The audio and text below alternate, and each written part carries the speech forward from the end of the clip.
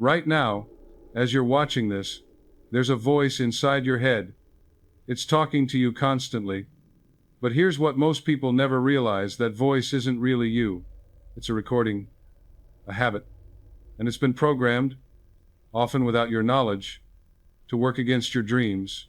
What if I told you that this inner voice is the only thing standing between you and everything you've ever wanted? Stay with me, because what I'm about to share will change how you see yourself forever. By the end of this video, you're going to understand exactly why your mind has been working against you, and more importantly, how to make it work for you. I'm Dr. Joseph Murphy, and I've spent decades studying the subconscious mind, the power of prayer, and the universal laws that govern our reality. What I'm sharing isn't theory, it's principle, and principle always works. Maybe you've tried everything. You've read the books, repeated the affirmations, tried to stay positive, but that voice keeps coming back. You're not smart enough. People like you don't succeed. Remember when you failed before? It'll happen again. And the worst part? You start to believe it. You think this is just who you are. But here's what they never told you. That critical inner voice isn't your authentic self. It's a collection of old programming, things your parents said, what teachers told you, what society impressed upon you when you were too young to question it. Your subconscious mind accepted these suggestions, and now it's running them on repeat. Most people think they need to fight their negative thoughts. They try to suppress them, ignore them, or drown them out with forced positivity. But this creates inner warfare. What you resist persists. Instead, I'm going to show you how to redirect that voice, how to reprogram it using the same laws it's been using against you. The method I'm teaching you today is based on a principle as old as consciousness itself, found in ancient wisdom, and confirmed by modern psychology. Your subconscious mind accepts what you impress upon it consistently. Right now, you're impressing it with worry and fear. But when you learn to consciously direct your inner voice, with the techniques I'll share, you begin to impress it with your desires, your goals, your true potential. Imagine waking up tomorrow, and instead of that harsh critic, you hear a supportive voice. I am capable. I am worthy. Solutions come to me easily. And because your subconscious believes it, your circumstances begin to mirror it. This isn't fantasy, this is law. And just like gravity works, whether you believe in it or not, these principles work when you apply them correctly. I know how exhausting it is to battle your own mind. I know the pain of feeling like your greatest enemy lives inside your own head. But I also know the incredible freedom that comes when you finally take command. You are not broken. You are not defective. You simply haven't been given the instruction manual for your own mind. Until now. Let me tell you a story that will help you understand this better. Your mind is like a garden, and your inner voice is the gardener. But most people have hired a terrible gardener, one who plants weeds and calls them flowers. Imagine two gardens side by side. In the first garden, the gardener walks through every single day, planting seeds of doubt. He plants fear. He plants limitation. And then he waters these seeds with repetitive negative self-talk. You can't do that. You're not smart enough. You always fail. Day after day, he tends these poisonous plants with such dedication. And what grows? A garden full of weeds, thorns, and dying vegetation. In the second garden, there's a different gardener. This one is conscious, deliberate. Every morning, he walks through and plants seeds of possibility. He plants confidence. He plants abundance. And he waters them with directed inner speech. I am capable. Opportunities come to me. I succeed easily and naturally. Day after day, with the same dedication, he tends these beautiful plants. And what grows? A garden bursting with flowers, fruits, and vibrant life. Now here's the devastating truth that most people never realize. You are both gardens. The only difference is which gardener you've hired. And the gardener you've been using, the one that's been planting all those weeds, you didn't even hire him consciously. He just showed up when you were a child, started working, and you never thought to fire him. But right now, in this moment, you can fire that old gardener.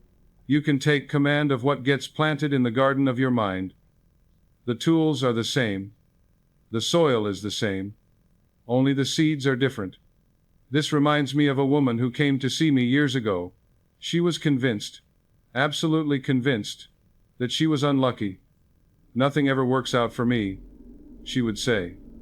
I'm just unlucky. It's always been this way. And I watched her as she spoke, and I could see it happening in real time. Her inner voice was on a loop. Nothing works. I'm unlucky.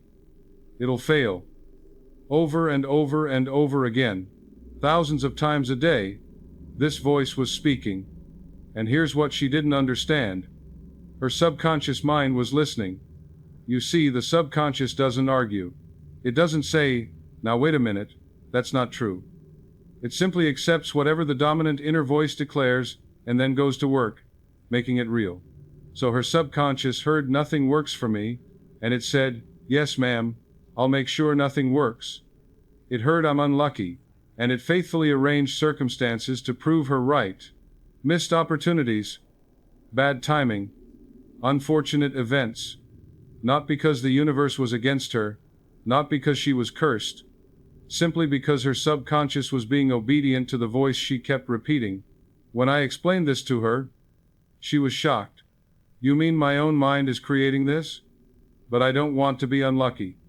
Of course you don't, I told her. But your inner voice doesn't know that. It only knows what you tell it most often. And most often, you're telling it, you're unlucky. So I taught her something simple. I said, from this moment forward, I want you to catch that voice.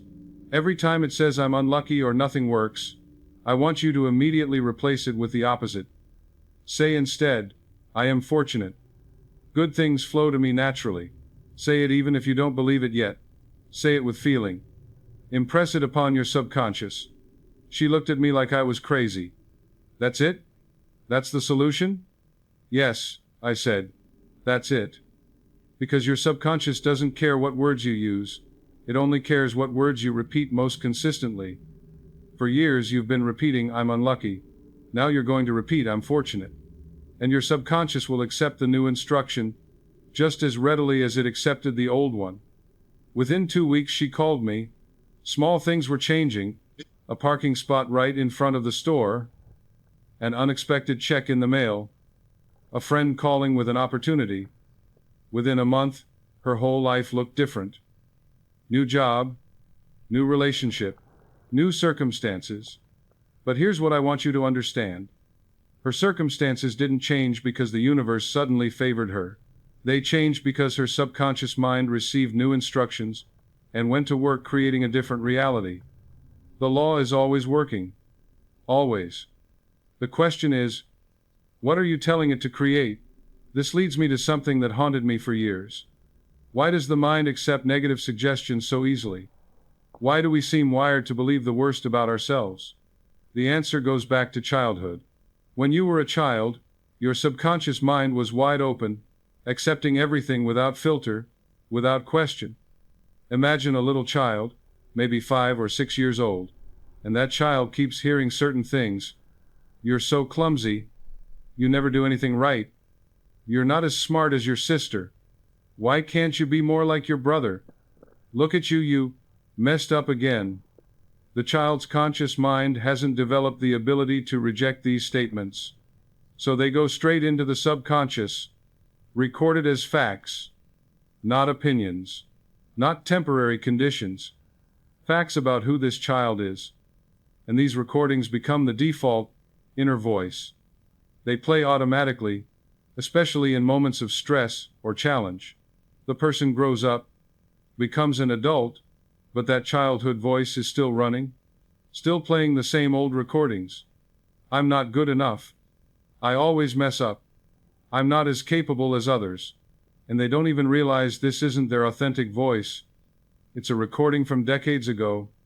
But here's the liberating truth. The truth that can set you free right now. What was recorded can be re-recorded. The voice that was programmed can be reprogrammed. Your subconscious doesn't care if a thought is 40 years old or 4 seconds old. It only responds to what's happening now, in this present moment. Let me tell you about a businessman who came to me. Successful man, by all external measures. But he couldn't sleep. Every night, his inner voice would keep him awake with worry and catastrophic predictions. You'll lose everything. The competition will destroy you. You're heading for disaster. That partnership is going to fail. You're going to end up broke. Hour after hour, this voice would run wild, and he'd lie there in torment. He tried everything: sleeping pills, meditation apps, therapy. Nothing worked because he was trying to stop the voice, trying to fight it, trying to silence it.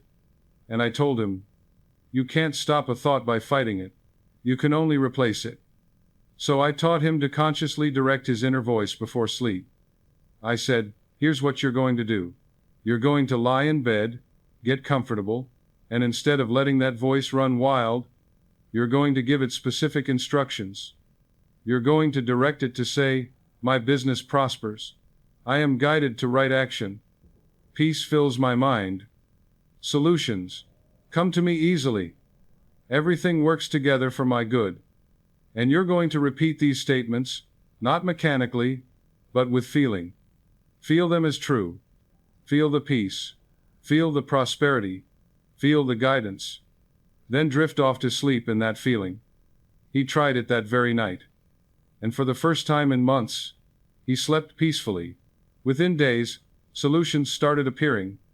Ideas he hadn't thought of before. Connections he hadn't noticed. Within weeks, his anxiety dissolved completely. Within months, his business reached heights he'd never imagined possible. And he asked me, how did this work? What happened? I told him, you didn't change your circumstances first. You changed your inner voice, and your circumstances had no choice but to follow. Your subconscious was taking orders from fear. Now it's taking orders from faith. Same mechanism, different instructions, different results. But the most powerful story I can share, the one that reveals the ultimate secret of inner voice mastery, is about a man who discovered something profound. This man had achieved everything: wealth, success, recognition. He had the career, the house, the status, but despite all of this, his inner voice still tormented him with feelings of unworthiness. You're a fraud, it would say. You don't deserve this. It'll all collapse. Someone's going to figure out you're not that special. Every achievement felt hollow because this voice poisoned it. And this led him to ask a deeper question. Who am I really? Is this voice my true self? Am I this critic? Am I this doubt? Or is there something else? Something deeper? He began to pray, to meditate, to go within. And one day, in a moment of profound stillness, he discovered something that changed everything. He realized that his true nature, his real identity, existed beneath all the conditioned voices. The critical voice wasn't him. It was just noise, just programming, just habit. His true self was the awareness that could hear the voice, the consciousness that could observe the thoughts. And from this deeper place, this recognition of his true nature, he learned to direct his inner voice consciously, not from a place of trying to fix something broken, not from a place of compensating for inadequacy, but from a place of truth. I am peaceful, I am worthy, I am guided. These weren't affirmations trying to convince him of something false. They were recognitions of what was already true beneath the conditioning. And when he spoke from this place, everything shifted.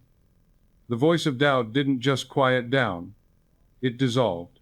Because he was no longer identified with it.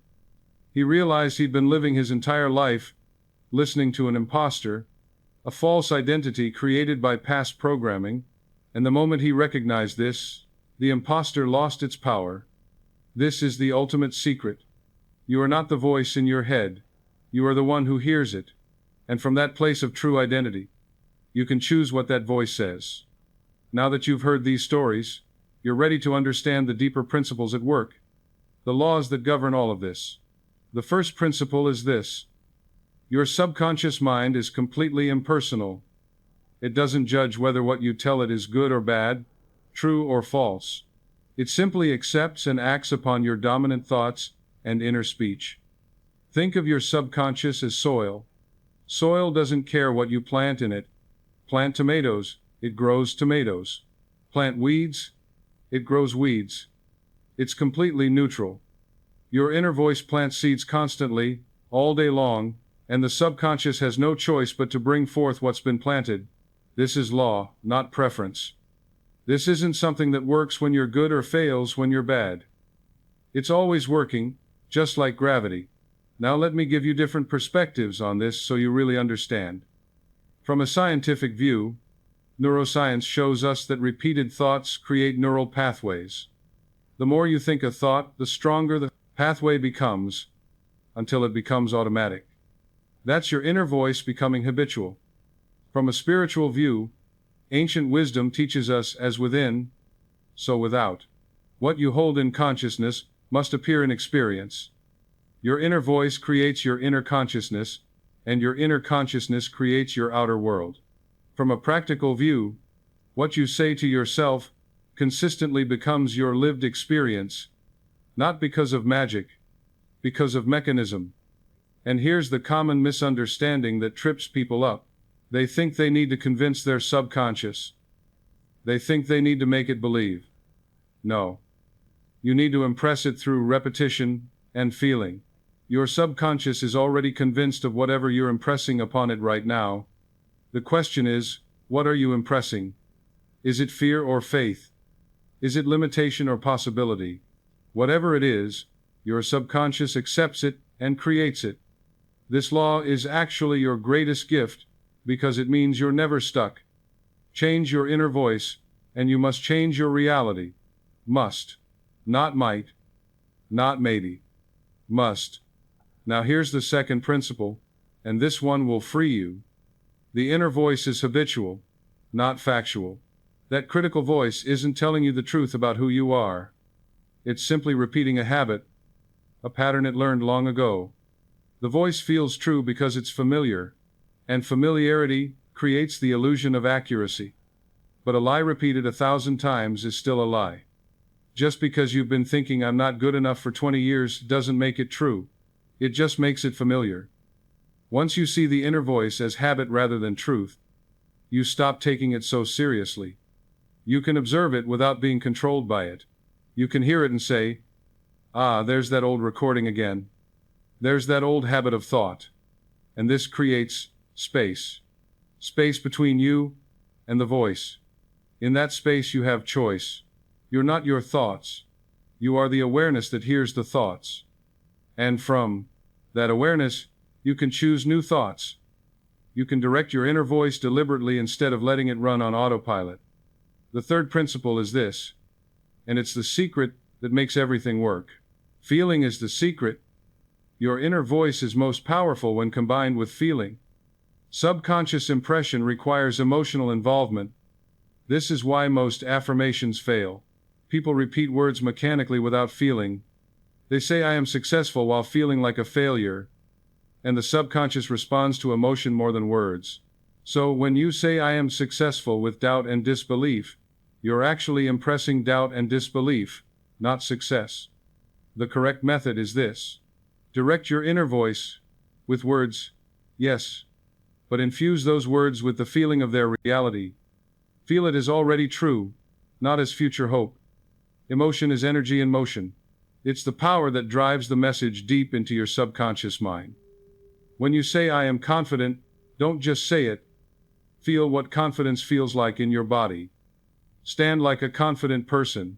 Breathe like them. Move like them. The subconscious cannot resist this combination of word and feeling. This is why prayer works when done correctly. Not because you're begging an external force, but because you're feeling the answer already accomplished. That feeling impresses your subconscious, which creates the manifestation. You're not hoping for something in the future. You're accepting it as done now. And that acceptance, that feeling of it being real, is what creates the reality.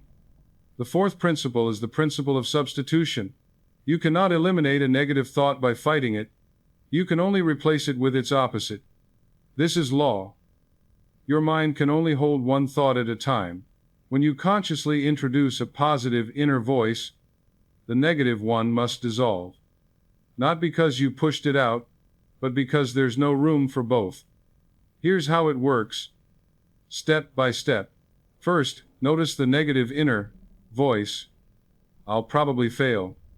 Second, don't analyze it. Don't fight it. Don't try to figure out why you're thinking it. Third, immediately substitute. I succeed easily and naturally. Fourth, repeat the new statement with feeling. Fifth, watch as the old pattern loses power through disuse. What you starve dies. What you feed grows. You're not suppressing negativity. You're replacing it with truth. And here's the common mistake.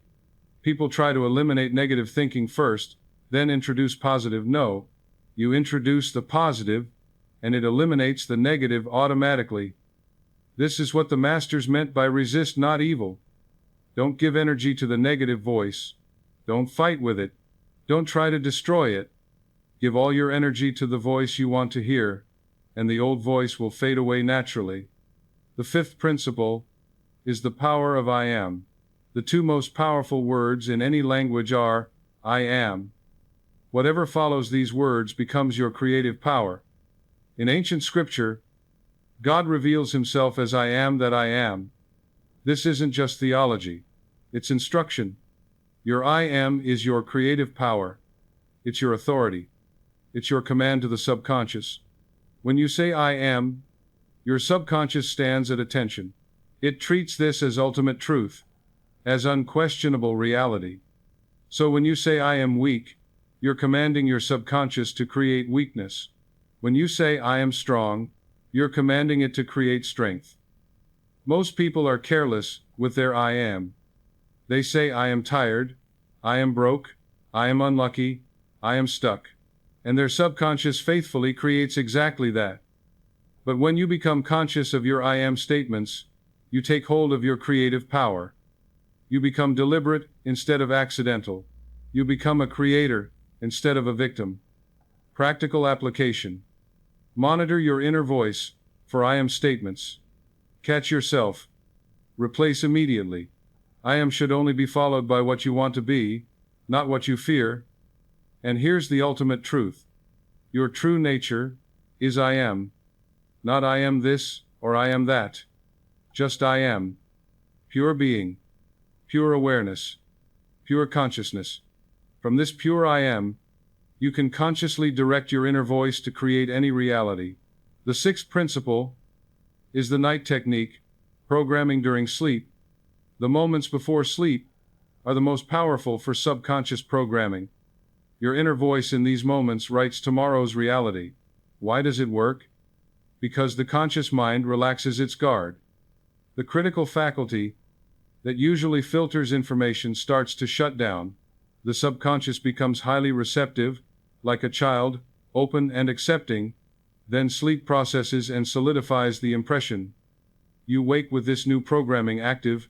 Most people fall asleep with their inner voice running wild, reviewing problems, imagining disasters, replaying hurts. They program themselves for more of the same. But here's the right way. Lie in bed, relaxed. Direct your inner voice to state your desire as fulfilled. I am healthy. I am prosperous. I am loved. Feel the reality of it. Don't just say the words. Feel them true. Then drift to sleep in this feeling. Your subconscious works all night to manifest it. Recent sleep research confirms what the mystics always knew. Sleep is when the subconscious consolidates and creates. Give it the right instructions. I have solved problems, received guidance, and witnessed incredible manifestations through this simple practice. It never fails when done correctly. For health, you might say my body is healing. I awaken, restored and vital. For prosperity, I am prosperous. Wealth flows to me easily. For relationships, I am loved. Harmony surrounds me. Say it, feel it, sleep in it. Now I'm going to give you specific practices you can start using immediately.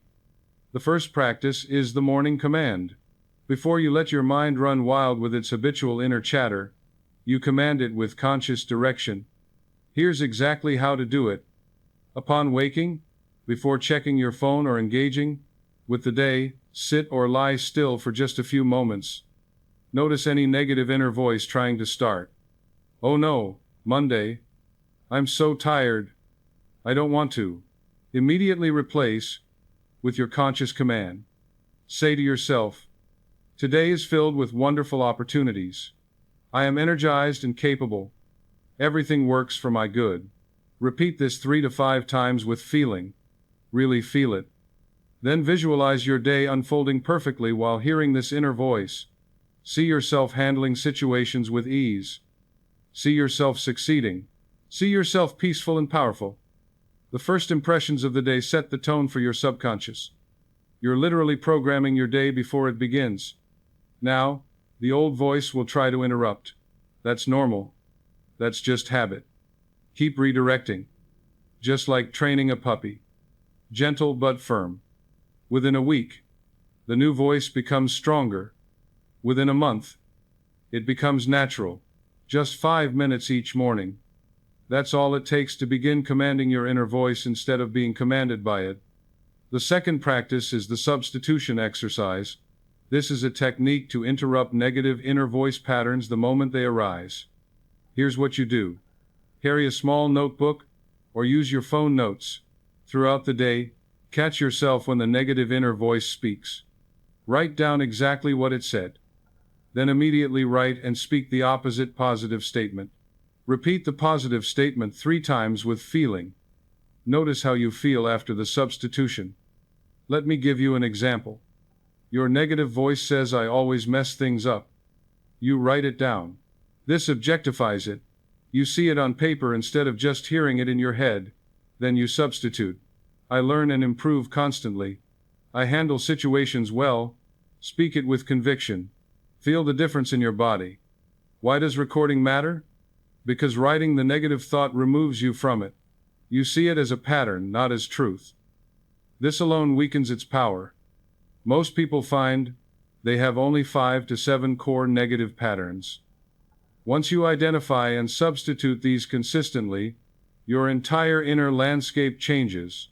By the end of week 1, you should have your core negative patterns identified.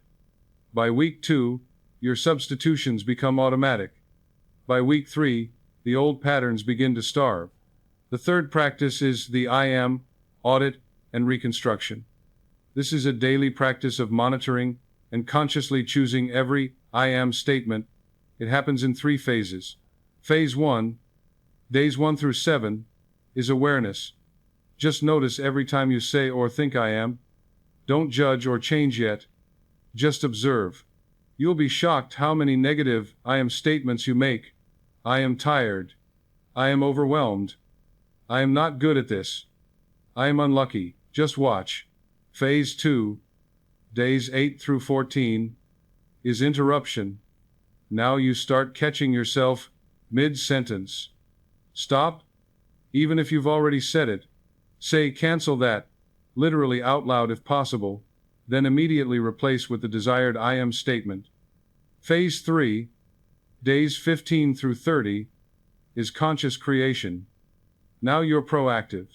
You choose your I am statements before the old ones even appear. Every morning, declare 5 to 10 I am statements that define your desired reality. I am healthy. I am prosperous. I am creative. I am loved. I am guided. Repeat with deep feeling. Let this become your default inner voice. Create your personal I am list based on what you want to experience. For confidence, I am confident and capable. For health, I am vibrant and whole. For wealth, I am prosperous and abundant. For peace, I am calm and centered. For creativity, I am inspired and creative. Advanced technique. Before any important event, declare your desired state. I am prepared. I am confident. I am successful. Your subconscious accepts this and creates the corresponding state. You walk into that meeting, that interview, That conversation already programmed for success. The fourth practice is the evening gratitude and impression. This uses the pre-sleep state to impress your subconscious with gratitude and desired realities. Here's the process. In bed, relaxed, ready for sleep, review your day with gratitude. Let your inner voice say, I am grateful for. Acknowledge every good thing, no matter how small. The comfortable bed, the food you ate, the person who smiled at you, the problem you solved. Spend 3 to 5 minutes in genuine gratitude. Then shift to impression. State your desire as already fulfilled. Use present tense. I am, not I will be. I am healthy. I am successful. I am at peace.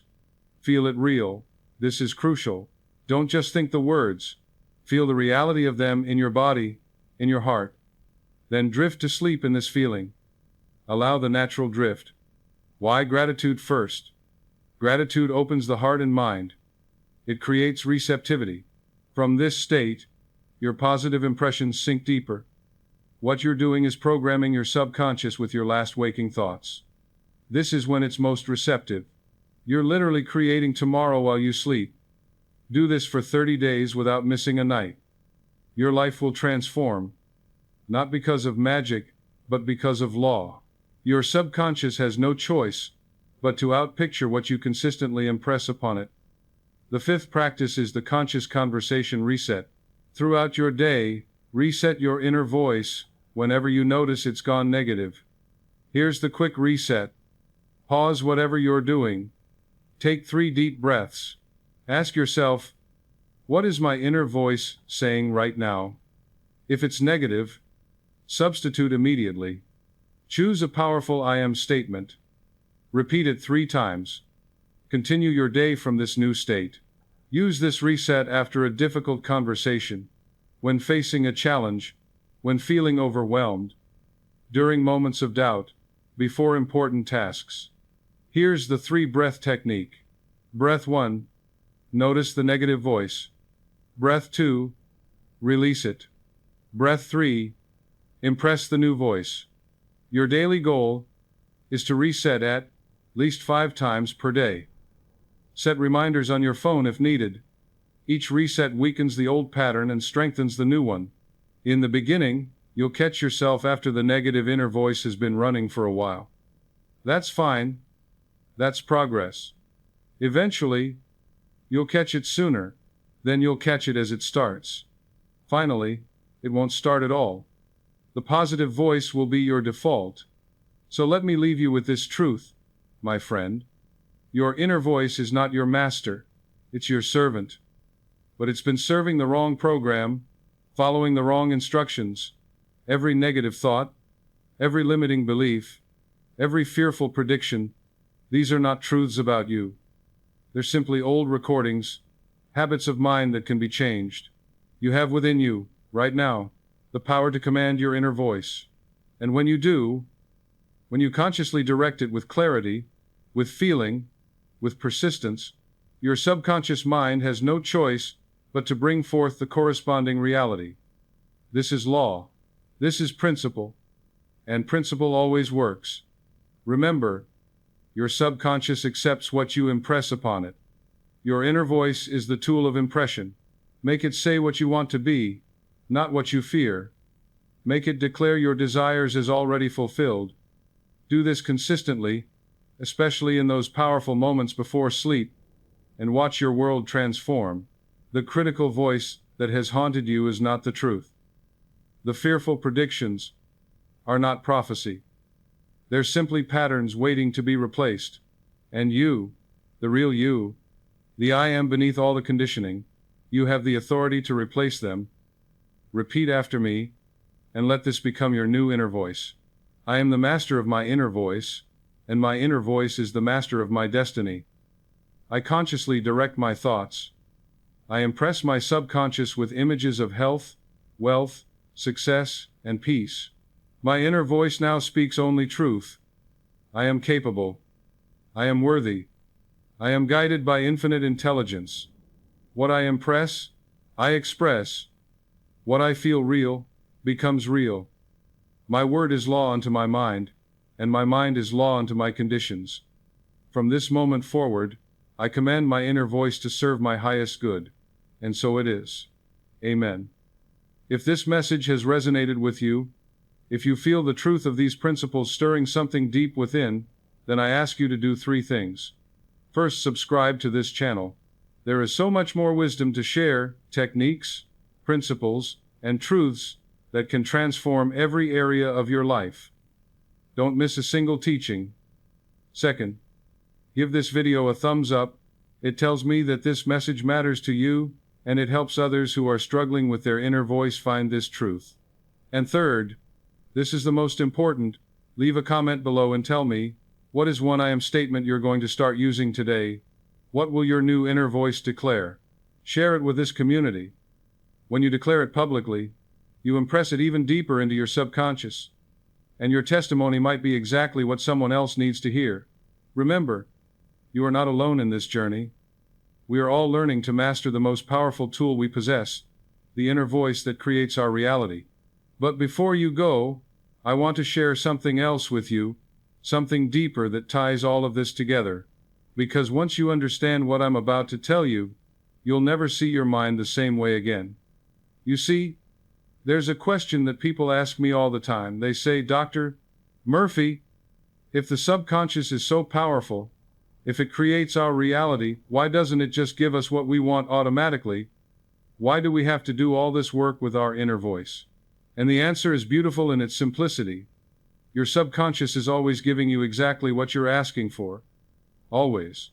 The problem is, most people don't realize what they're actually asking for. They think they're asking for success, but their inner voice is asking for failure. They think they're asking for love, but their inner voice is asking for rejection. They think they're asking for health, but their inner voice is asking for sickness.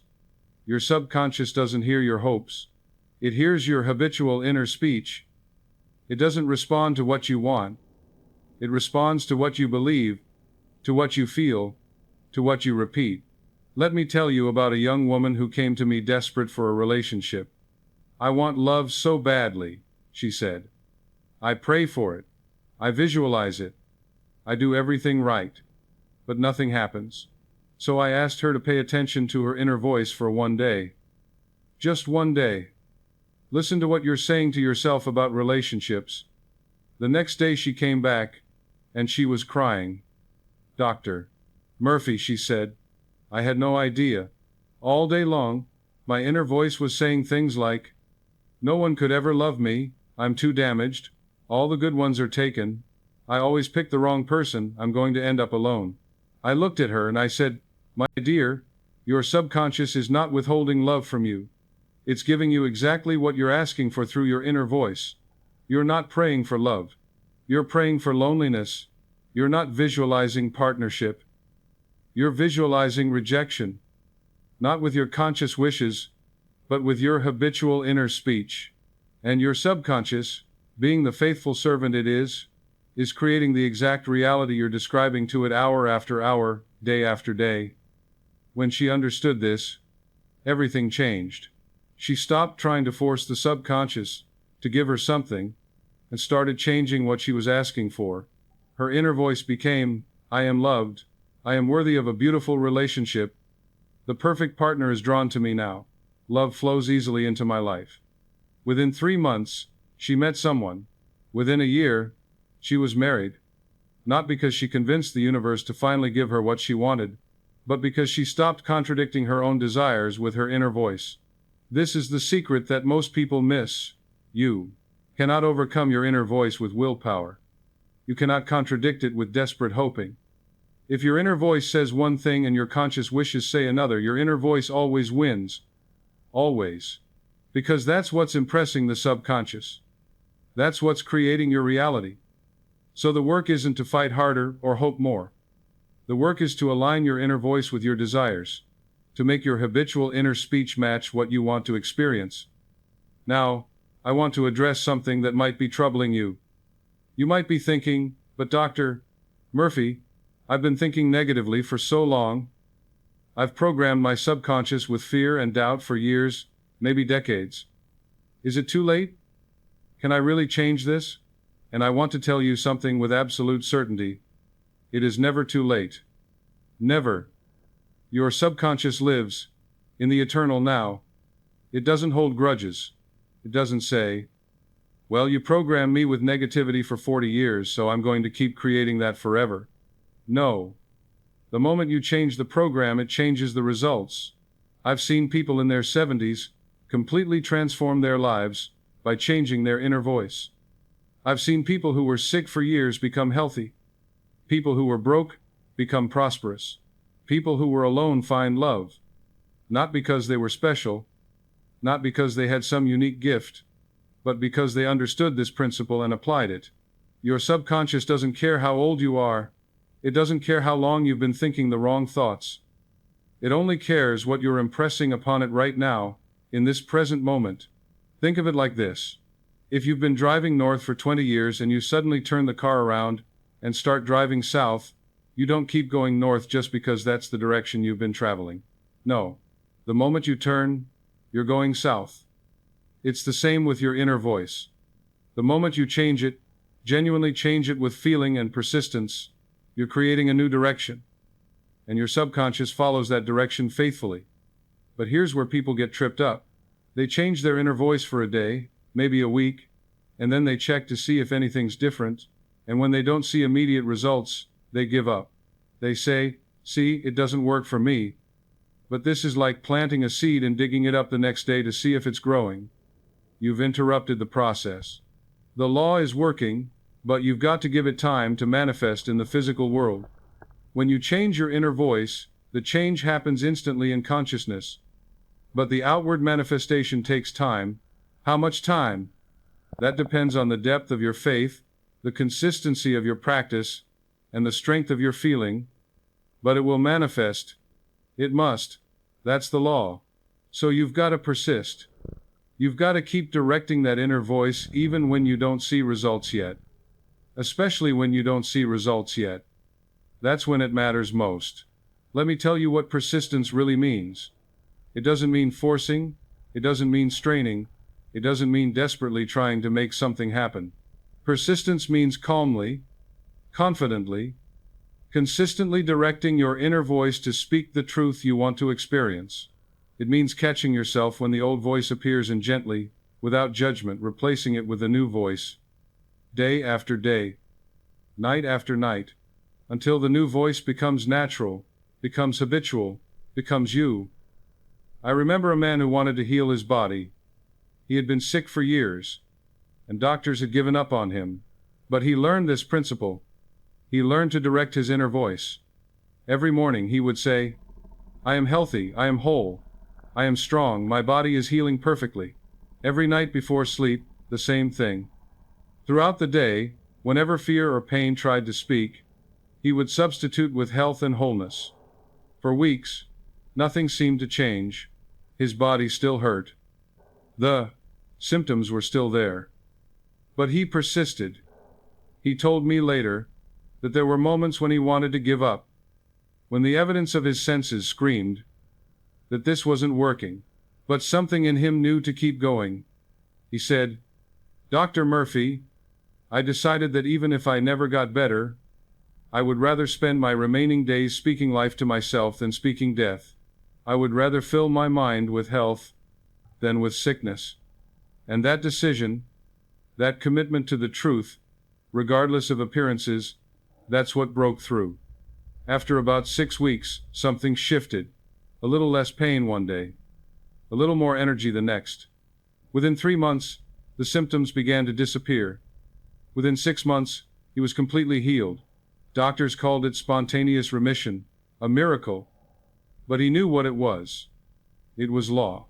It was the natural result of impressing health upon his subconscious, with unwavering persistence until his body had no choice but to reflect that impression.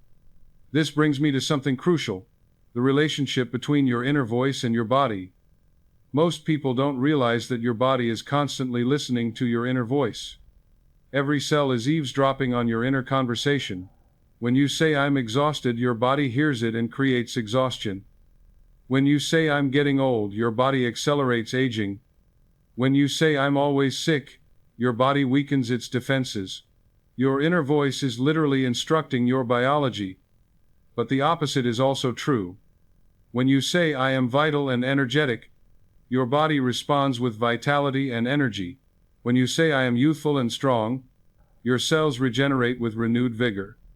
When you say, "I am perfectly healthy," your immune system strengthens, your healing accelerates, your entire physiology shifts. This isn't metaphor. This isn't positive thinking. This is the actual mechanism by which consciousness governs matter. Your body is not separate from your mind. It's an extension of it. It's the outward manifestation of your inner speech. Every organ, every system, every cell is taking orders from your dominant thoughts, from your habitual inner voice. So when you command that voice, you're not just changing your psychology, you're changing your biology. You're literally restructuring your physical reality from the inside out. Now I want to talk about something that might challenge you: the inner voice in other people. How does your inner voice affect your relationships, your interactions, the way people treat you? Here's the truth: the way you speak to yourself about others determines how they show up in your life. If your inner voice says people are cruel, people will be cruel to you. If it says people are untrustworthy, you'll attract untrustworthy people. If it says no one understands me, you'll find yourself perpetually misunderstood. But why? How can your inner voice control other people's behavior? It doesn't control them directly. It controls your perception, your expectations, your energy, your actions.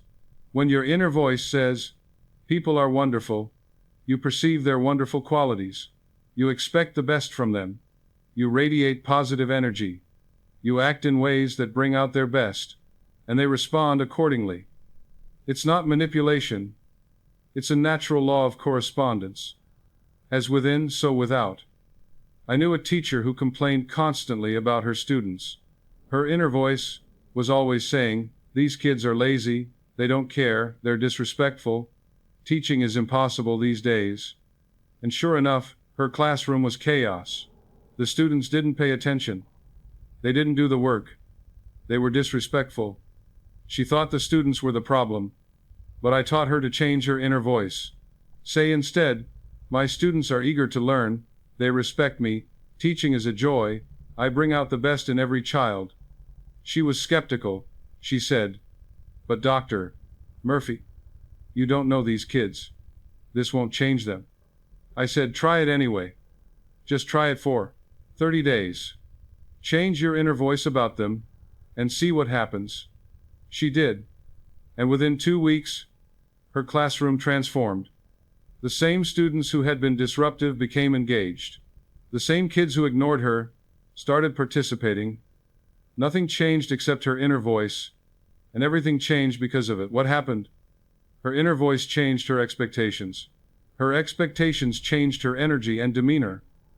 Her energy and demeanor changed how she interacted with the students, and the students responded to this new interaction. She stopped seeing them as problems and started seeing them as potential. And when you see potential in someone, you draw out their potential. This is the power of your inner voice, not just on yourself, but on your entire world. Here's another dimension of this: your inner voice about money. Oh, this is a big one. Most people have an inner voice that sabotages their prosperity at every turn. Money is hard to come by. I'm not good with money. Rich people are greedy. I'll never get ahead. There's never enough. The economy is terrible. I can't afford that. These statements, repeated thousands of times, impress poverty upon the subconscious, and the subconscious faithfully creates circumstances to match. But money responds to the same law as everything else. When your inner voice says, "I am prosperous. Money flows to me easily. I am a magnet for abundance. There is always more than enough. I manage money wisely. Opportunities for wealth surround me," your subconscious goes to work creating prosperity. It opens your eyes to opportunities you were blind to before. It draws you to the right people, the right ideas, the right actions, and wealth flows naturally. I remember a man who was drowning in debt. His inner voice was brutal about money. I'm a financial failure. I'll never get out of debt. Money slips through my fingers. I'm just not meant to be wealthy. Every day, this voice reinforced his poverty. I taught him to change it. Completely. I am financially free. Money comes to me from expected and unexpected sources. I am wise with money. Abundance is my natural state. Debt dissolves easily from my life. He practiced this religiously. Morning affirmations with his new inner voice. Throughout the day, catching and replacing the old poverty thoughts. At night, falling asleep, feeling wealthy and free. Within a month, unexpected money came, a forgotten tax refund, a small inheritance from a distant relative, a bonus at work. Within 6 months, half his debt was gone. Within a year, he was completely debt-free and actually saving money. Within 2 years, he had built substantial wealth. Did the universe suddenly decide to favor him? No. His subconscious mind, impressed with prosperity instead of poverty, guided him to different choices, different actions, different opportunities. Same world, same economic conditions, different inner voice, different results. This is how the law works.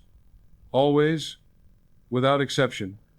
Now, let me share something that will deepen your practice immensely. The power of assuming the feeling of the wish fulfilled. This is perhaps the most advanced technique I can teach you, but it's really quite simple. Instead of just saying words with your inner voice, you assume the feeling of already being, having, or experiencing what you desire. You don't affirm from a place of lack. You declare from a place of fulfillment. Here's what I mean. If you want confidence, don't say I will be confident, or I want to be confident. Those statements affirm you're not confident now. Instead, your inner voice says I am confident, and simultaneously, you feel confident. You stand as a confident person stands. You move as they move. You see the world through confident eyes. You assume the feeling completely. If you want love, don't pine for it. Don't affirm from loneliness. Your inner voice says, I am loved, and you feel loved right now. You feel the warmth of it, the security of it, the joy of it. You look in the mirror and see someone who is deeply loved. You move through your day with the ease of someone who is cherished. You assume the feeling of the wish fulfilled. This is the secret that separates those who transform their lives from those who just repeat affirmations. The feeling is what impresses the subconscious. The feeling is what creates the reality. Your inner voice provides the words, but you must provide the feeling. And when word and feeling combine, when your inner voice speaks, and you simultaneously feel it as true, there is no power on earth that can prevent its manifestation. I want to address one more thing before we close. What about when life seems to contradict your inner voice? What about when you're affirming health but you feel sick?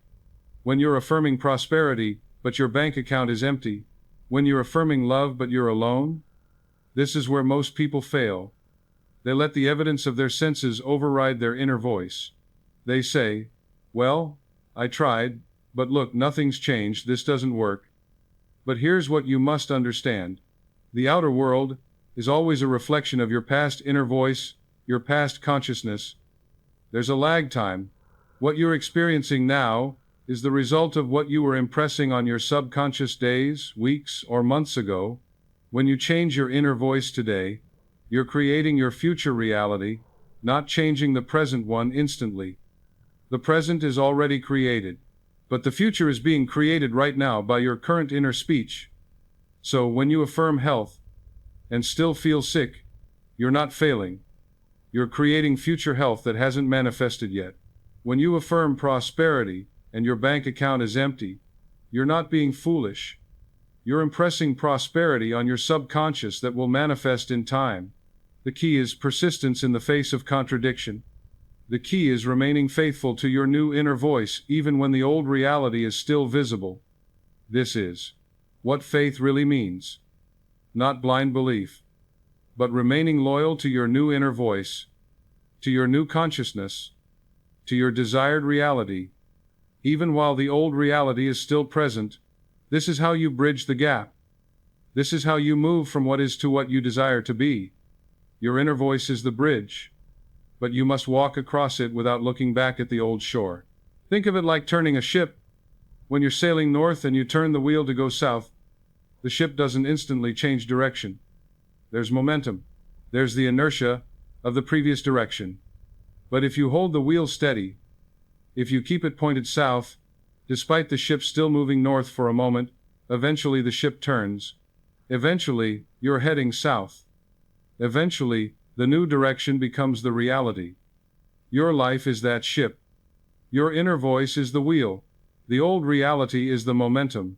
If you change your inner voice, but then change it back, when you don't see instant results, you're just spinning the wheel back and forth. The ship never turns. But if you set your inner voice on the desired direction and hold it there, persist with it, remain faithful to it, the ship of your life must turn. The law demands it. Let me give you one final practice. Something you can do right now, today, that will begin to shift everything. I call it the conscious hour. For 1 hour each day, you are going to be completely conscious of your inner voice. Completely. You're going to catch every thought, every statement, every whisper, and you're going to deliberately direct it all toward what you want to experience. Choose your hour wisely. Maybe it's the first hour after waking. Maybe it's your lunch hour. Maybe it's the hour before bed. Doesn't matter. But for that 1 hour, you are the master of your inner voice. Nothing negative slips through. Nothing fearful. Nothing limiting. For 1 hour, your inner voice speaks only truth, only good, only your desired reality. I am healthy. I am prosperous. I am loved. I am guided. I am at peace. Over and over. With feeling, with conviction. At first, you'll be shocked how difficult this is. The old voice will fight for attention. Negative thoughts will rush in. That's fine.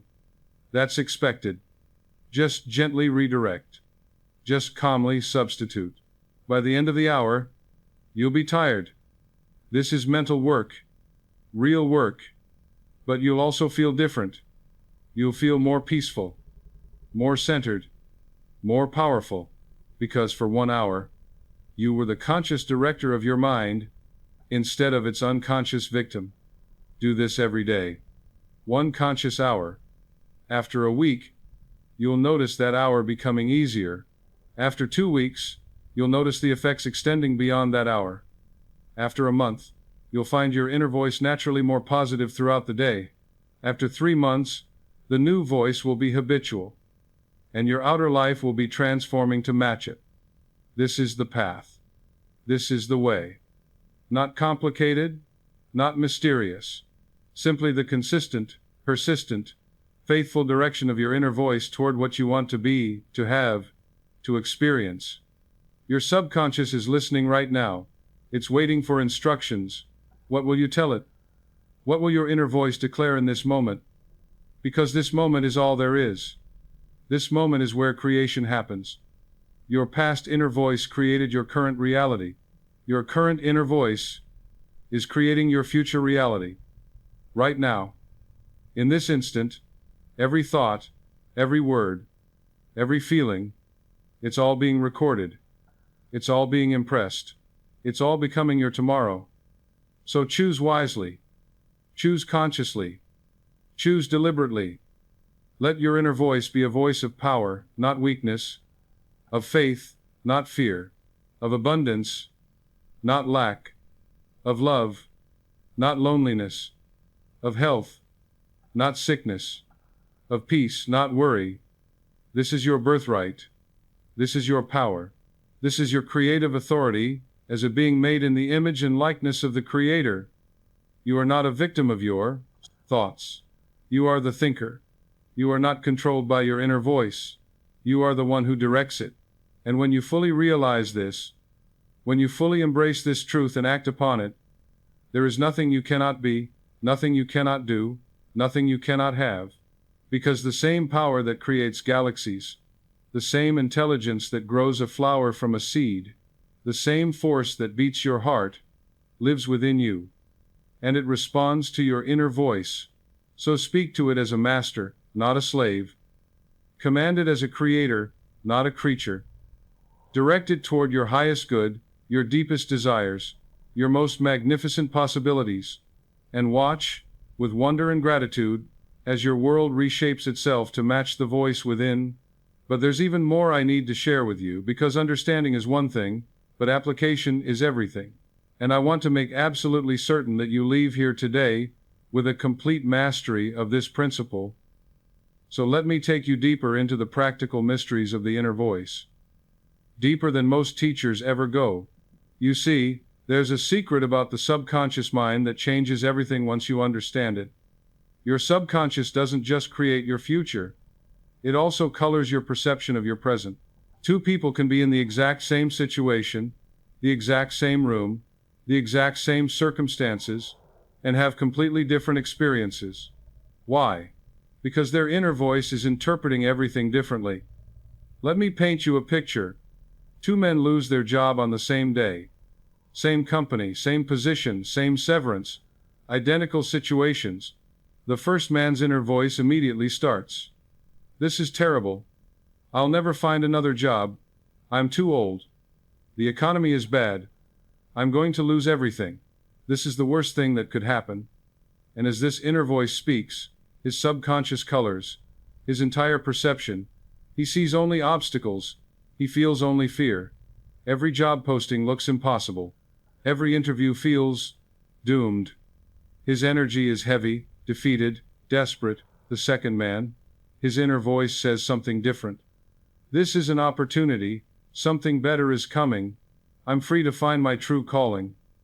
The perfect position is seeking me now. Doors are opening. And his subconscious, hearing this inner voice, colors his perception completely differently. He sees opportunities everywhere. He feels excited, energized. The same job postings look promising. Interviews feel like conversations, not interrogations. His energy is light, confident, expectant. Same situation, different inner voice, completely different experience. And here's the crucial part. Within 3 months, the first man is still unemployed, more desperate than ever, taking a job far beneath his qualifications out of fear. The second man has found a position better than what he lost, making more money, doing work he loves. Did the universe favor one over the other? No. Their inner voice created two entirely different realities from identical starting points. This is what I mean when I say your inner voice is everything. It's not just creating your future, it's creating your experience of right now. It's the lens through which you see the world. And the world you see is the world you get. If your inner voice says life is hard, you will find evidence of difficulty everywhere. If your inner voice says life is beautiful, you will find evidence of beauty everywhere. Both are true. Both exist. Your inner voice determines which truth you experience. Now, let me tell you about the most powerful time to work with your inner voice. A time that most people completely waste. It's the moment of transition. The moments when you're moving from one activity to another, one location to another, one state to another. Most people let their inner voice run completely wild during these transitions. They're driving to work, and their inner voice is rehearsing problems. They're walking to a meeting, and their inner voice is predicting failure. They're going to bed, and their inner voice is replaying the day's mistakes. But these transition moments are golden. They're moments when the subconscious is particularly open, particularly receptive. Why? Because the conscious mind is less focused, less rigid. It's in between tasks, in between identities. And in that in-between space, you can impress your subconscious deeply and quickly. Here's what I want you to do. Every time you transition, use your inner voice deliberately. Walking from your car to your office, your inner voice says, I am confident, this day is filled with success, people respond positively to me. Driving home from work, your inner voice says, I am at peace. I release this day. I return to harmony and love. Moving from waking to starting your day, your inner voice says, Infinite intelligence guides me. I am energized and inspired. Today unfolds perfectly. Make every transition a moment of conscious programming. Don't waste a single one. These moments add up to hours each day, hours of either unconscious negative programming or conscious positive direction. Which will you choose? I'm telling you, if you do nothing else from this teaching but consciously direct your inner voice during transitions, your life will transform. Because you're capturing moments that were being stolen by habit and using them for creation instead. Let me share something else that will multiply your power. The inner voice in the second person. Most people, when they direct their inner voice, they use first person.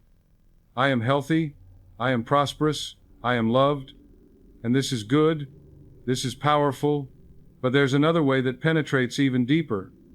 Talk to yourself in the second person as if a loving, wise parent or teacher is speaking to you. Instead of I am healthy, you hear you are healthy. Instead of I am prosperous, you hear you are so prosperous. Instead of I am loved, you hear you are deeply loved. Why does this work so powerfully? Because it bypasses the ego's defenses. When you say I am loved, part of you might argue. But when you hear you are loved, as if from a source of wisdom and authority, something in you accepts it more readily. I learned this from observation. Children respond to what we tell them. When a parent says, "You are so smart, you are so capable, you are so special," the child believes it. Their inner voice adopts it. But as adults, we stop hearing this voice of loving affirmation, so we must become that voice for ourselves.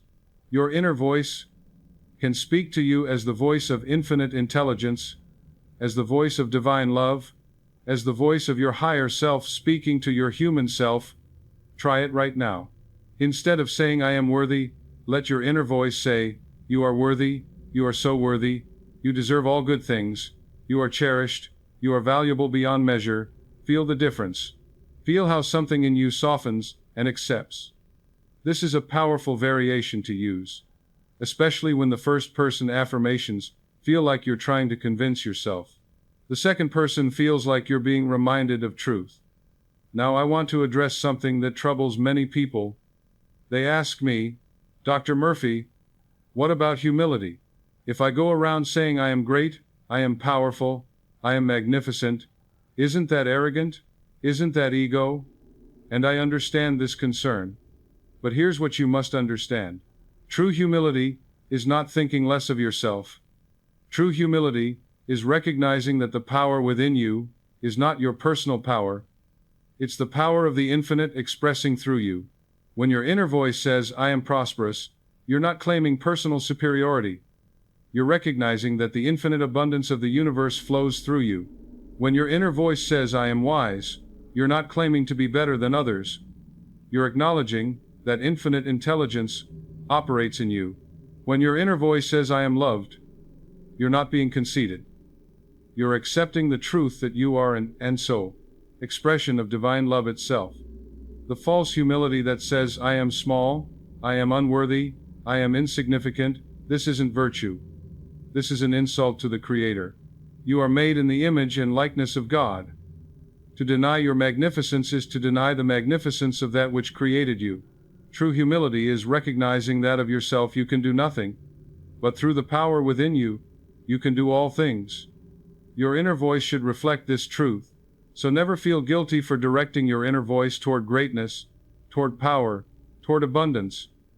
You're not claiming personal ego. You're claiming your divine inheritance. You're recognizing what is already true in the spiritual realm, and allowing it to manifest in the material realm. This is not arrogance. This is awakening. Let me tell you about a mistake that keeps people stuck, even when they're trying to use these principles. It's what I call the inner voice of comparison. They start directing their inner voice positively, but it's based on comparison to others. I am better than him. I am more successful than her. I have more than they do. I am smarter, prettier, richer, more blessed. And they wonder why this doesn't bring peace or real success. Here's why. The inner voice of comparison is still rooted in lack. It says I am only good if I'm better than someone else. I am only valuable if I have more than another person.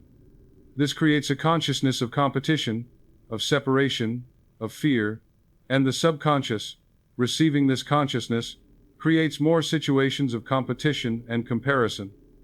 You might achieve some external success, but you will never have peace. You'll always be looking over your shoulder, always worried someone will surpass you. The true inner voice doesn't compare. It simply states what is true for you, without reference to anyone else.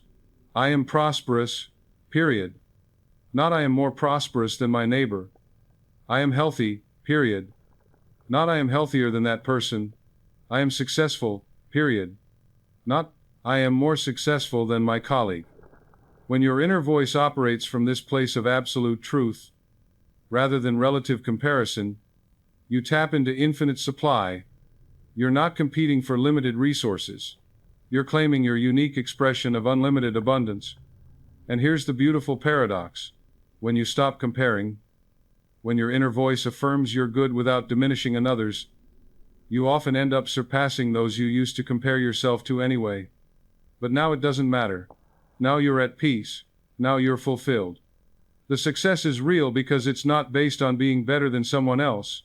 It's based on being true to yourself. I want to share with you now one of the deepest secrets I know. The inner voice and sleep. We touched on this earlier, but I want to go much deeper. You spend about a third of your life asleep. That's 8 hours a day, 56 hours a week, roughly 25 years of your life if you live to 75. Most people completely waste this time, at least in terms of conscious creation. But the mystics and the sages knew something profound. Sleep is not just rest. It's a gateway to the subconscious. It's a direct line to the creative power within. When you fall asleep, your conscious mind with all its limitations, doubts, and resistance goes offline. The critical factor, the part of your mind that says this isn't possible, that's not realistic, you can't do that, it dissolves. And your subconscious is wide open, completely receptive, like fresh soil ready for planting. The last thoughts you think before sleep, the last things your inner voice says, these sink into the subconscious with almost no resistance. But there's more. During sleep, your subconscious is incredibly active. It's processing, integrating, creating.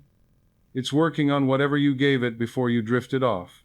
So if you fell asleep with your inner voice saying, I'm worried about tomorrow, I'm afraid of failure, I don't know what to do, your subconscious spends 8 hours processing worry, creating fear, solidifying confusion. You wake up and wonder why you feel anxious, why you lack clarity, why you have no energy.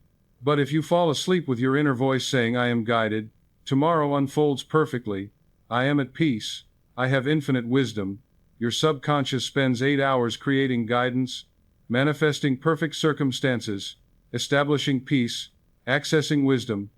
You wake up inspired, clear, energized, with solutions you didn't have the night before. Same 8 hours, same person, different inner voice before sleep, completely different result.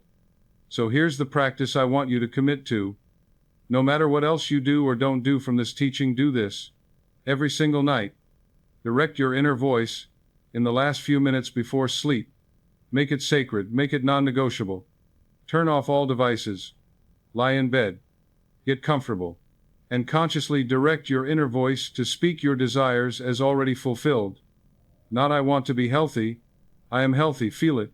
See yourself vital and strong. Let your inner voice describe your perfect health as present reality. Not I hope to be prosperous. I am prosperous, feel wealthy, see abundance flowing. Let your inner voice give thanks for overflowing supply. Not I wish to be loved. I am loved, feel cherished. See yourself surrounded by love. Let your inner voice celebrate the beautiful relationships in your life. Do this with feeling, with imagination, with conviction, and then, this is crucial, drift off to sleep in that feeling. Don't let any other thought intrude. If your mind wanders to problems, gently bring it back. Fall asleep feeling your wish fulfilled. Your subconscious will work on it all night. And you will wake up in a different state, which will create a different day, which will build a different life. Some of you are thinking, but Dr. Murphy, I'm so tired at night. I can barely keep my eyes open. I just want to sleep. I understand. But this is 5 minutes. 5 minutes before sleep that will transform your entire life. You can afford 5 minutes. You must afford 5 minutes. Because these 5 minutes are worth more than 5 hours of unconscious effort during the day. And here's what will happen. At first, it might feel like work.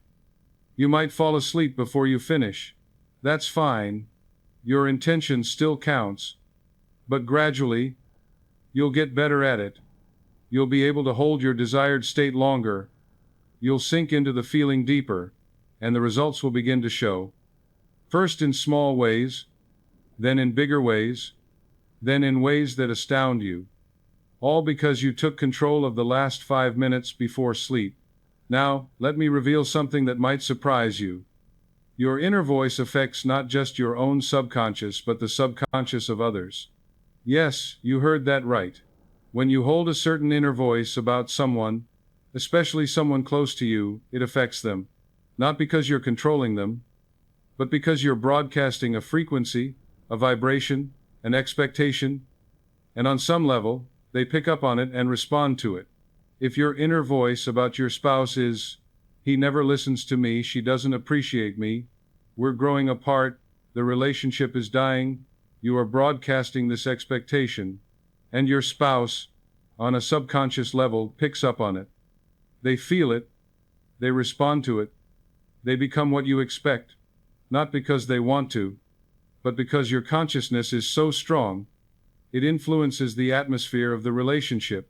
But if your inner voice about your spouse is, we are deeply connected, we understand each other perfectly, our love grows stronger every day, we are blessed in this relationship, you broadcast this expectation. And your spouse, on that same subconscious level, picks up on this instead. They feel loved. They feel appreciated. They respond with love and appreciation. The relationship flourishes because you held it in your consciousness as flourishing. I've seen marriages on the brink of divorce completely restore because one partner changed their inner voice about the other. I've seen rebellious children become cooperative because a parent changed their inner voice about the child. I've seen hostile coworkers become friendly because someone changed their inner voice about the work environment. The outer world of relationships is a mirror of your inner world of consciousness. So here's a powerful practice. Choose one person in your life, someone you're struggling with, someone who frustrates you, someone you're in conflict with, and for 30 days, change your inner voice about them completely. Stop all criticism, all complaint, all negative thought. Instead, your inner voice says only good about them. They are wonderful. They are kind. They are cooperative. We have a beautiful relationship. They bring out the best in me. I bring out the best in them. Do this consistently for 30 days. Don't tell them you're doing it. Just do it, and watch what happens. Watch how they change, or rather, watch how your perception of them changes, which causes them to respond differently, which creates actual change in the relationship. It's not magic, it's law. It's the law of consciousness affecting consciousness, of expectation, creating reality, of your inner voice, shaping your outer world. Let me tell you about the inner voice and decision-making, because this is where many people get confused. They have a big decision to make, and they don't know what to do. So they ask me, Dr. Murphy, how do I know what's right? How do I make the right choice? And I tell them, your inner voice will guide you, but you have to prepare it properly. Most people, when facing a decision, let their inner voice become a battlefield. One voice says do this, another says do that. One voice says it'll work, another says it'll fail. Back and forth, until they're paralyzed with confusion. But this is not how to access the wisdom of the subconscious. This is how to create chaos. Here's the right way. First, clearly define what you want to know. Get specific. Not should I take this job, but I need clarity on the perfect next step in my career. Not should I marry this person, but I need to know if this relationship is for my highest good. State your question clearly. Second, direct your inner voice with this statement. Infinite intelligence within me knows the answer. The perfect solution is already known in my subconscious. I am guided to clarity. The right answer comes to me easily. Say this with conviction. You're not begging for an answer. You're declaring that the answer is already available, and you're opening yourself to receive it. Third, and this is crucial, drop it. Stop thinking about it. Stop analyzing. Stop worrying. Direct your inner voice to other things. Go about your day. Do something you enjoy. Hit your conscious mind completely off the question, why? Because when the conscious mind stops interfering, the subconscious can deliver the answer. And then, often when you least expect it, the answer comes.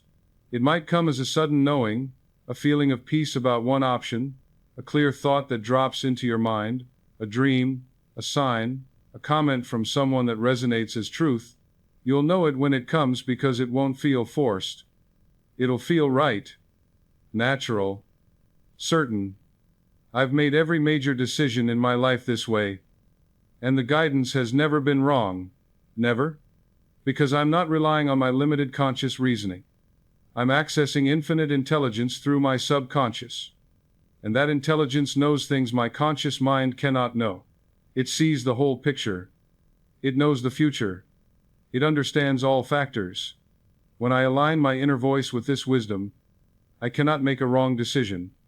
You have this same access, this same intelligence, this same guidance. But you have to prepare your inner voice properly, not with anxiety and doubt, but with faith and expectation, not with desperation, but with calm assurance. Infinite intelligence within me knows the answer. This should be your inner voice whenever you face uncertainty. And then trust what comes. Let me address something that causes tremendous suffering. The inner voice of regret. How many people torture themselves with their inner voice, replaying the past? I should have done that differently. Why did I make that choice? If only I had known. I ruined everything. That was my one chance. Over and over, the voice of regret plays its painful song, and the person lives in the past, unable to move forward. But here's the truth about the past. It's done. Finished. Complete. It has no power except the power your current inner voice gives it. When your inner voice keeps rehashing old mistakes, you're not remembering the past. You're creating present suffering. You're impressing your subconscious with failure and regret right now, in this moment. And your subconscious, receiving this impression, creates more experiences of failure and regret in your future. The past is not your enemy. Your inner voice about the past is your enemy. So here's how to free yourself. Change the narration. When your inner voice starts to say, I failed, I should have, if only, immediately change the script. Say instead, that experience taught me valuable lessons. I did the best I could with the understanding I had. Everything has worked for my good. I release the past and embrace the perfect now. All things have prepared me for my greater good. This isn't denial. This isn't pretending mistakes didn't happen. It's reframing. It's choosing a different inner voice about the same facts. And this different inner voice creates a different consciousness, which creates a different future. Some of the most successful people I know had spectacular failures in their past. But their inner voice about those failures is, that was my greatest teacher. That prepared me for my success. That was necessary for my growth. And because their inner voice says this, it becomes true. Your past is whatever your inner voice says it is. You can make it a prison or a preparation. You can make it a curse or a classroom. Same events. Different narration. Different result. So stop letting your inner voice replay regret. Start letting it declare redemption. Start letting it see the past as the perfect foundation for a glorious future. Now I want to take you to the very edge of this teaching, to the place where science and spirituality meet. Your inner voice is literally vibration, sound, frequency. and everything in the universe responds to vibration. Modern physics tells us that everything is vibration, energy vibrating at different frequencies. Solid objects are just energy vibrating slowly. Light is energy vibrating quickly. Everything is vibration. And your thoughts, your inner voice, these are vibrations too. When your inner voice speaks, it creates a frequency. And this frequency resonates with or attracts matching frequencies in the universe. When your inner voice vibrates with fear, it attracts circumstances that match the frequency of fear. When your inner voice vibrates with love, it attracts circumstances that match the frequency of love. Like attracts like, at the level of vibration. This is why your inner voice is so powerful. You're not just thinking thoughts. You're broadcasting frequencies. You're sending out signals. And the universe, being vibrational in nature, responds to those signals. It must. It's law. The law of attraction, the law of correspondence, the law of vibration, all these laws are saying the same thing. Your inner frequency creates your outer reality. So when you consciously direct your inner voice, you're doing more than psychological programming. You're actually changing your vibrational frequency. You're tuning yourself like a radio to a different station.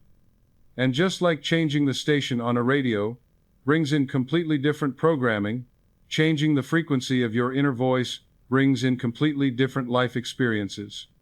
The mystics knew this thousands of years ago. They spoke of the word, the logos, the sound of creation. In the beginning was the word. They understood that vibration, sound, voice, these are creative powers. Modern science is now confirming what they always knew. Your inner voice is not just commentary. It's creative vibration. It's the word that becomes flesh. It's the sound that shapes reality. Now let me tell you about the practice that combines everything we've discussed. I call it the daily inner voice script. Most people's inner voice is chaotic, random, reactive. It just responds to whatever's happening, usually negatively. But what if you gave your inner voice a script? What if you predetermined what it would say throughout the day? Here's how it works. Every morning, you write out or review your inner voice script for that day. It's a list of statements, of truths, of declarations that you will think repeatedly throughout the day. Not just once as a morning affirmation, but again and again as your inner voice. For example, your script might include, I am divinely guided. Everything works together for my good. I am healthy and energetic. People respond to me with kindness and respect. Money flows to me easily. I am creative and inspired. I am at peace. These aren't just nice thoughts. These are the predetermined inner voice statements for your day. And throughout the day, in every spare moment, waiting in line, driving, walking, working, your inner voice repeats these statements, not mechanically, but with awareness, with feeling, with conviction. You're literally scripting your inner voice instead of letting it run on autopilot. What happens? Your subconscious gets impressed with these statements dozens of times throughout the day. Your vibration shifts to match these frequencies.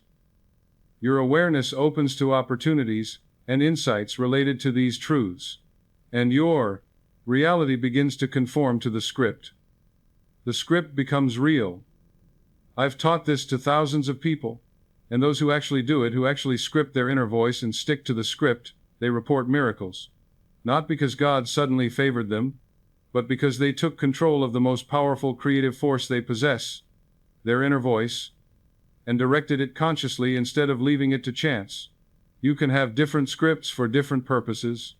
A script for success in business, a script for health and vitality, a script for relationships and love, a script for spiritual growth and peace. Choose your script based on what you want to create. Write it down, review it in the morning, and then let your inner voice play that script all day long. This is mastery. This is conscious creation at the highest level. Most people are running scripts too, but unconscious scripts, inherited scripts, destructive scripts. You're going to run a deliberate script, a life-giving script, a success script, and the difference will be the difference between struggle and flow, between limitation and abundance, between confusion and clarity. Let me share one more secret about timing, because there are certain moments when your inner voice is exponentially more powerful. We've talked about before sleep, but there are other moments too. The moment of waking, that twilight state between sleep and full consciousness. In that state, your subconscious is still very accessible. The first thoughts of the day, the first inner voice you hear, this sets the template for the entire day. So before you even open your eyes, direct your inner voice. Today is a beautiful day. I am blessed. I am guided. Everything I need comes to me. Whatever your script is, think it first. Before checking your phone, before worrying about your schedule, before any other thought intrudes. First thing, direct your inner voice positively. This practice alone can transform your life. Another powerful moment is during physical exercise. When you're walking, running, swimming, any rhythmic physical activity, your conscious mind becomes less dominant. The repetitive motion almost hypnotizes it, and your subconscious becomes more receptive. This is why many great ideas come during a walk or a run. The conscious mind relaxes, the subconscious opens. Use this during exercise. Consciously direct your inner voice. Let the rhythm of your movement carry the rhythm of your affirmation. With each step, I am strong, I am healthy, I am prosperous, I am loved. Let it become a mantra that matches your movement. You're combining physical action with mental direction. The two together create a powerful state of receptivity and impression. Another powerful moment is during any creative activity. When you're cooking, gardening, painting, playing music, doing anything creative, you're in a state of flow. The critical conscious mind steps back. You're in the moment, absorbed. This is another gateway to the subconscious. Let your inner voice speak truth during these times. I am creative. I am inspired. Life flows through me. Ideas come to me easily. Combine your creative activity with creative inner speech. The point is this: there are multiple moments throughout your day when your subconscious is more accessible. Most people waste these moments on worry, on distraction, on nothing. But you're going to use them. You're going to recognize them and direct your inner voice powerfully in those moments. And the cumulative effect will be extraordinary. Now go and command your mind to serve your dreams. The power is within you. It always has been. Until next time, I am Joseph Murphy, and I believe in you.